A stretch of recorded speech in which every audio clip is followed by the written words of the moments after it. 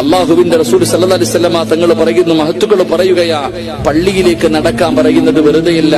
ഒരാൾ പള്ളിയിലേക്ക് നടന്നാൽ ഓരോ ചുവട്ടടിക്കും പ്രതിഫലമുണ്ട്. അത് മാത്രമല്ല, ആരെങ്കിലും പള്ളിയിലേക്ക് നിസ്കരിക്കാൻ വേണ്ടി നടക്കുന്ന കാൽ ചുവട് വെറുതെയല്ല.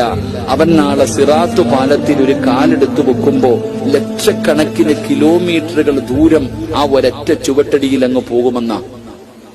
ഒരു കാലെടുത്ത് അങ്ങോട്ട് വെക്കുമ്പോൾ ആ സിറാത്ത് പാലത്തിൽ ലക്ഷക്കണക്കിന് കിലോമീറ്ററുകൾ പോകുകയാ. അത്രയും പെട്ടെന്ന് ഓരോ അതാ പള്ളിയിലേക്ക് നടക്കാൻ പറഞ്ഞേ.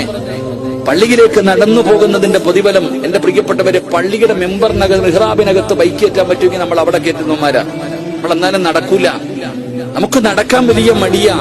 ഡോക്ടർ പറഞ്ഞു കൊളസ്ട്രോൾ കൂടുതലാണ്, ലിവർ ഫാറ്റ് കൂടുതലാണ്, രാവിലെ എഴുന്നേറ്റ് അരമണിക്കൂർ നടക്കണം, ഇല്ലെങ്കിൽ ചത്തുപോകുമെന്ന് പറഞ്ഞപ്പോ ഞാൻ നിങ്ങൾ നടക്കാൻ തുടങ്ങി. എന്നോടും ഡോക്ടർ പറഞ്ഞിരിക്കാൻ നടക്കാൻ. അള്ളാഹു ആയാലും അള്ളാഹു ആഫിയത്തും ദീർഘായുസ്സും തരുമാറാകട്ടെ. ആമീൻ പറ.